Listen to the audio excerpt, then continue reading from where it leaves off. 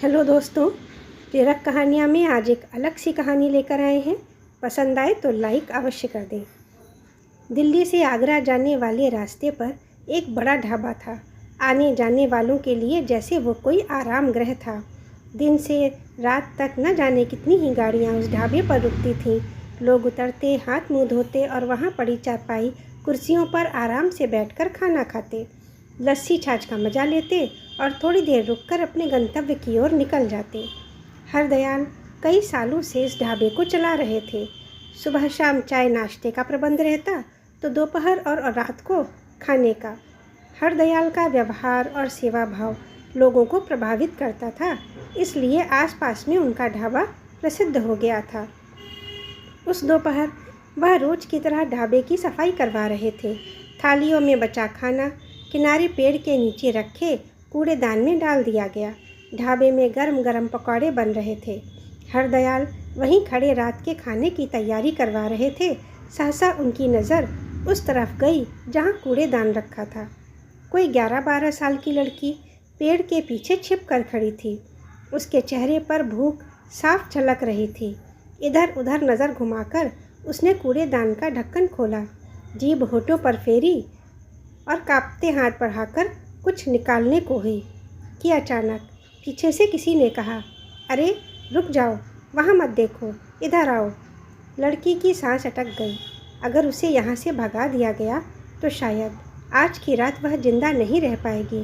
3 दिन से उसने ठीक से कुछ नहीं खाया था। वह अकेली थी। आज बारिश हो रही थी। पेट में जलन होने लगी थी। सिर घूम रहा था। किसी ने बताया था हाईवे पर एक ढाबा है जहाँ रात को बचा खुचा खाना फेंक देते हैं। उसी उम्मीद में वह वहाँ आई थी, पर आवाज़ सुनते ही डर गई। धीरे धीरे पलटी। सामने एक आदमी खड़ा था, लगभग 50 साल का, साधारण कपड़ों में, आँखों में अजीब सी गंभीरता। उसने घबराकर हाथ जोड़ दिए। नहीं साहब, मुझे खाने दीजिए, बहुत भूख लगी है। 3 दिन से कुछ नहीं खाया। मैं बस। शब्द गले में ही अटक गए। हरदयाल के चेहरे पर दया उमड़ी। उसने गौर से लड़की को ऊपर से नीचे तक देखा। फटे कपड़े, सूखे होंठ, कांपते पैर। वह गिरने ही वाली थी कि हरदयाल ने उसे संभाल लिया, सहारा देकर ढाबे में आया। एक चारपाई पर उसे बिठाकर बिना कुछ कहे ढाबे के अंदर चला गया। लड़की को लगा अब वह वापस आएगा और कहेगा, भाग जाओ, शायद आज भी भूखा रहना पड़ेगा। वह घबरा कर रोने लगी। थोड़ी ही देर में हरदयाल वापस लौटा, एक प्लेट में गरम दाल चावल और गरम पकौड़े लेकर। लो, बैठकर खा लो। लड़की की आंखें भर आईं। इतने दिनों बाद किसी ने उससे बैठकर खाने को कहा था। वह चुपचाप जल्दी जल्दी खाने लगी, हर कौर के साथ, जैसे उसके शरीर में जान लौट रही थी। क्या नाम है, कहाँ से है? हरदयाल ने पूछा। लड़की ने लड़खड़ाती जबान से कहा, रूपा, अकेली हूँ। माँ बाप कहाँ हैं? हरदयाल ने पूछा। कोई नहीं है, माँ मर गई। बाप शराब पीकर मारता था, भाग आई हूँ, कहकर उसने खाना ख़त्म किया और उठ खड़ी हुई। कहाँ जाएगी? हरदयाल ने फिर पूछा। रूपा चुपचाप ज़मीन ताकती रही। ये तो उसे भी नहीं पता था। हरदयाल समझ गए। उसने ज़्यादा सवाल नहीं किए। उस रात वह रूपा को ढाबे के पीछे बने अपने छोटे से घर में ले गया। पत्नी से उसके कपड़े बदलकर सुलाने को कह दिया। पत्नी ने कुछ पूछना चाहा तो सुबह बात करेंगे, बस इतना कहकर वापस ढाबे पर आ गया। रात खामोशी से बीत गई। अगली सुबह रूपा ने जब आँख खोली तो उसने बरसों बाद खुद को सुरक्षित सा महसूस किया। हरदयाल ने चाय दी, फिर पूछा, काम करेगी? रूपा को जिंदा रहने के लिए जगह और काम चाहिए था, अतः उसने तुरंत हाँ में सिर हिला दिया। काम मतलब जिंदा रहने का हक। दिन बीतने लगे। रूपा ढाबे पर बर्तन धोती, झाड़ू लगाती, ग्राहकों को पानी देती। हरदयाल उसे कभी डांटता नहीं था। एक दिन रूपा ने देखा, हरदयाल रोज एक थाली लगवाकर अलग रख देता था। रात में चुपचाप उसे पास के मंदिर के बाहर रखाता था। उसने जिज्ञासावश एक दिन पूछा, बाबा किसके लिए? हरदयाल की आंखें भर आईं। मेरी बेटी के लिए। रूपा चौंक गई। वो कहाँ है? हरदयाल की आवाज़ कांप गई। भूख ने छीन ली 5 साल पहले। उस दिन रूपा देर तक रोती रही।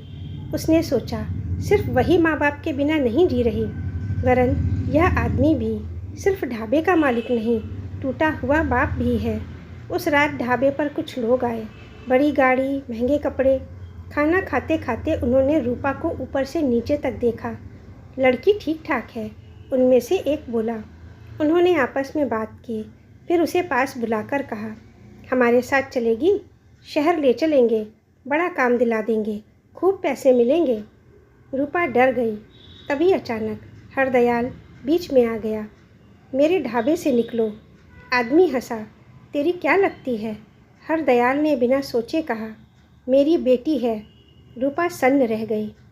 उस रात हरदयाल ने पहली बार रूपा के सिर पर हाथ फेरा। डर मत, जब तक मैं हूँ तुम सुरक्षित हो। पत्नी डर जताते हुए बोली, सुनो, लड़की को यहाँ रखना ठीक नहीं। हरदयाल ने कुछ विचार किया। ठीक कह रही हो, कुछ करता हूँ। 3 महीने के प्रयास के बाद हरदयाल ने रूपा को आगरा के एक अच्छे स्कूल में पढ़ने भेज दिया। पास ही एक कमरे का मकान ले लिया, पत्नी और रूपा के रहने के लिए। रूपा स्कूल जाने लगी। ढाबे की कमाई अच्छी थी। हरदयाल ने वहीं ढाबे में एक दुकान भी खोल ली, चिप्स, कोल्ड ड्रिंक, केक वगैरह की। साथ ही यात्रियों के लिए खाना भी पैक करके देना शुरू किया, ताकि आमदनी बढ़े और रूपा की पढ़ाई में दिक्कत ना आए। साल बीतते गए। रूपा ने पढ़ाई में नाम कमाया। एक एनजीओ ने उसे स्कॉलरशिप दी। जिस दिन वह शहर के बड़े कॉलेज जाने वाली थी, उसने हरदयाल से कहा, बाबा, आपने इतना सब किया मेरे लिए, आपको अकेला नहीं छोड़ूंगी, मैं वापस आऊंगी। हरदयाल और उसकी पत्नी ने सिर्फ आशीर्वाद दिया। हरदयाल भावुक होकर बोला, तुम्हें बेटी बनाकर भेजा ईश्वर ने हमारे सूने जीवन में, अब तुम अपना जीवन जियो। 4 साल बाद ढाबे पर एक कार आकर रुकी।